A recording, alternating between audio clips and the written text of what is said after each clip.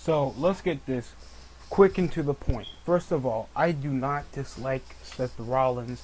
There's barely anybody I give any natural hate for except certain stars that have a reputation.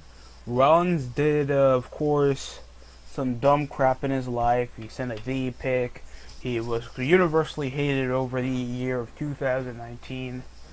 And the recency over his Messiah gimmick that was completely dumbed in the foremost, and it's been putting Friday Night SmackDown into just main relevance and having more televised rating appeal than Monday Night Raw, even though they have the bigger amount of roster, better women in the division, and of course a higher time, and of course on a 3-hour network they are still getting 1.7s and 1.8s.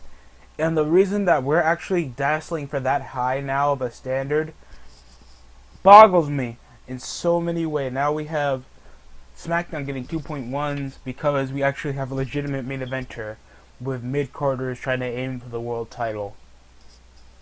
Seth Rollins was one of the top stars for a majority. I mean, he lost his physique. It feels like he's a cuck to the female top draw in the company. And most of what I've been seeing, it's just not that been impressive. His indie-rific style, high-flying BS, no storytelling, overrated, like specifications of any sort of thing I've seen over the last couple of years just show you how low of a standard WWE has tried to give it up on trying to give yes men or babies an opportunity at the main event scene. And I keep thawing for that time back in the 2000s, or at least in the 90s, when guys actually gave a crap about getting top of the card, making themselves and trying to learn to actually get themselves to be a main event star. And usually we don't get that most of the time, unless you're like Roman Reigns, that took his time to adapt. He felt most of the hate, and most of it, the guy barely says stuff in social media or anything else. The guy doesn't put himself in that standard because he knows what's good for him, and he actually plays it smart. And you have a guy like Seth Rollins that has his smarts on his side, obviously an indie-rific performer, barely has any semblance to adapt and change, and most of whenever he's even in a baby face or heelish setting, it's not going to be comparatively that high of a draw, because Roman Reigns currently is in most of the Shield's televised ratings of world champions. Roman Reigns has been in the high foremost. He got the highest televised ratings from Monday Night Raw back in 2015 when he beat Sheamus for the WWE World's Heavyweight Championship. Still annoyed how I have to say it like that. For the world title back at 2015 when Vince was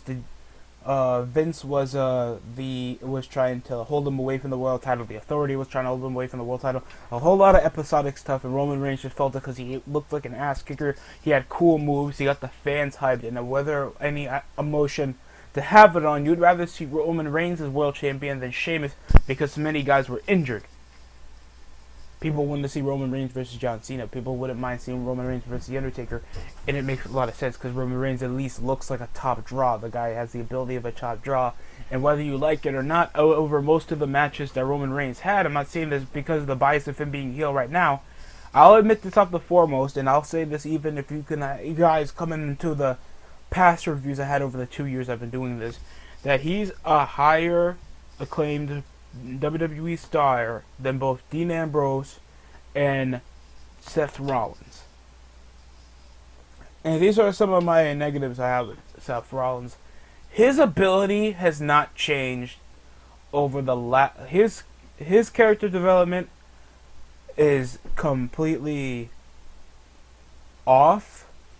I feel like his wrestling style is either inconsistent when it comes to telling a story, barely sells in the semblance of being like a top mid-card guy. He can't move up to the main event spot. Even when he was in babyface, he was calling himself something Slayer every time he faced up against the top guy. And guess what? People weren't drawing the numbers. You gotta see from 2016 when he was chasing Kevin Owens for the world title, when he was feuding with Triple H, when he was Universal Champion after beating Brock Lesnar twice. and still nobody cared. Rollins is in the top draw. He has a squeakly high voice.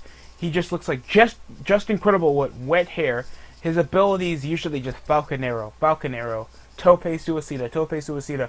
Sometimes he'll do some ability to target an injury or something. And the last time I've seen him do that was just this year, when he was targeting the eye of Rey Mysterio. He was in a forgettable feud with Drew McIntyre that ended up with Drew McIntyre just saying the S word, and that's technically it. So, anything else, Rollins' best semblance of, part of his career, next to his world title reign of 2015, is technically, or the Shield, is literally the Mysterio storyline. Just because it comprehends drama, it gets people to watch next week, not because of what Rollins is going to do, it's because of what the Mysterios are happening to do, and because of Aaliyah and Murphy. So not even Rollins is the most entertaining part of watching a storyline on SmackDown that's been carrying the televised ratings over the last couple, months. Next to Roman Reigns. So, not only is that worth a damn, his look has declined over the last couple of years. Now, the guy looked decently shredded. Like, the guy had a bit of muscle texture, and, the guy actually looked like he went to the gym more often. And more time, I don't know if this was to fit into his character, or else he just didn't care, but the guy seemed to loosen his physique over the last couple months. Like, the guy lost his abs. The guy didn't seem to do, that much of that doesn't seem to be that exciting as he was back in 2018. Another reason, not only is he disinteresting, not much of a draw, doesn't have an adaptive character or an interesting moveset. Rollins is not a good talker. I don't care if he was heel or babyface. The Messiah gimmick sucks, and we all blame the creative for it, and we blame Rollins for not even letting this work out. Because I thought this would be a comprehensive Messiah gimmick to backlash over Rollins not being liked from the fans even when he was babyface. That's literally the point of the character, and he sucks at that. And thanks there was no crowd to at least compel fans to actually care, he had a jobber tag team with Murphy that he won the tag belts twice. He's barely won any match except that eye for an eye match against Mysterio. His talking points don't even change. He doesn't try to change the tone. His acting chops suck. He comes around still squeaking out like a frickin' toy that's been a duck squeaky toy that's been in a meth addiction for the last several months. Like, I swear, bro, I've been through some wrestlers that had weak talking points, so at least it took time for them to develop. Like, Miz gets a lot of shit, and yes, I understand, and I know that. I hate the Miz at most points of his career, but at least I can understand that he tries to willingly adapt to suitable, relevant characters, and he can at least make himself be a decent talker. And as much as you hate that, at least he has an ability that, he seems like a guy that carries himself well. I don't care about Seth Rollins. And WWE's going to, bank on him, because of course he's suitable for the hardcore fan base. He's an SJW. He seems to not take criticism well and reliant on trying to keep himself, married to the top female in the WWE, even though I hate Becky Lynch as well, and I'll make that notable, that Becky Lynch in 2018 was suitably overrated because of an awkward drawback to heel and how that turned up on babyface, even though she had no way to conduct heat. Even in the beginning parts of her career, I think that she sucks. Her matches were only carried out by better wrestlers, like even Ronda Rousey, Charlotte Flair, and Sasha Banks. Even Alexa Bliss. You can't tell me anything interesting about Becky Lynch. And as much as it's nice to see her have a nice career, and at least some notable figure for the women's division to be known for, I guess. Some even though that even her character is just a ripoff Steve Austin, and even Steve Austin cucks for it, just so he can get a paycheck. It's I don't care about Becky Lynch, and she never had a semblance of charm for me, other than that dumb steampunk babyface gimmick that she always came up short, and she had the relationship mentality as Sting. So yeah, that's technically all I had. Oh man, bro. And I just wanted to make this notable. And I want Rollins to be a top guy. I want everybody in WWE to be successful, because over the last couple of years, WWE hasn't been that mainstream work in a long time. And whenever you go into a conversation with a friend, family member, or a classmate, whenever you hear WWE, the normal conversation about the current product, people are like, oh, I used to watch it, like in the 2000s or something. Like, you don't want to get in conversations with that. And when it comes to the conversation of the company, you got to talk about the stars. And whenever Rollins gets put up in a conversation, he just is referenced as like the high flying dude from the Shield, and he has no other semblance of a character trait, because burning it down isn't over, other than the entranceway. No one cares about his Messiah gimmick, and nobody will, even if he changes it when he comes back from taking care of his kid. And I never just found like a possible interest why Rollins even gets that pushed up to the top of the guard to begin with. Like, if you're beating like Lesnar in a total of the last two matches you did back at Mania and SummerSlam, and they both total at least under 15 minutes, you suspect to at least be putting that much of more high regard. And they still treat you like the underdog on most of it. And Rollins is just so much of an annoying prick outside of the company. He just makes it more difficult to even follow the dude. And the only reason people care about Rollins still is his amazing matches, or Ring of Honor, or he's the first NXT champion, or he's one of the 3 guys in the Shield to be world champion, or the stuff that you have for him at WrestleMania. It's just not impressive.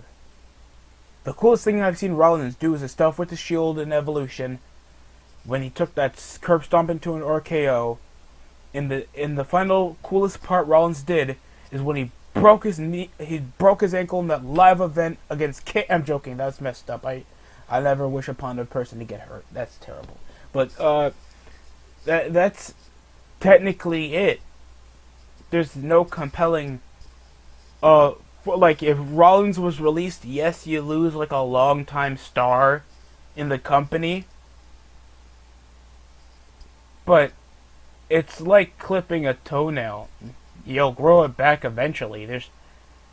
There's no ongoing missing of an arm or something. You lose Roman Reigns, you lose your notable top guy, you lose a main eventer, you lose a good actor, you lose a guy that looks like freaking Jason Momoa that can kick your ass. So you don't want to lose Roman Reigns, but you lose Rollins. He goes to AEW. It's like, you get another former WWE smart, confused, work rate machine that can't compel a story, even if Chris Benoit comes back, kill his family. I guess I don't know, man. It's just my opinion on the matter. I obviously want Rollins to be a successful star. This is not purely hate. I'm not making this a purely hate channel. But when Nia Jax got that hate, that was well infused. It showed that she had little regard for most of her own co-workers. She has a lack of improving in the ring. I made the same thing for Ziggler because of his inconsistencies to adapt, his lack of character growth, his disinteresting look, and his wrestling ability is boring. So I have particular character flaws, and I don't always target their physical traits if you guys ever complain about it. In any other way, hopefully Rollins gets out of this little setback, because it looks like they're concluding with the Rollins and Mysterio's feud. They're doing something probably involving Corbin for the next foreseeable future, because it looks like over the last SmackDown, you saw a bit more heelish tendencies, because you don't expect the Mysterios to always interfere, even though Corbin wasn't cheating. whenever he picked the upper hand against Murphy. So I guess that's going to be interesting enough. But that's technically all I have in the video. Hopefully you guys enjoyed. Like, comment, and subscribe, all that jazz. That's it coming from me.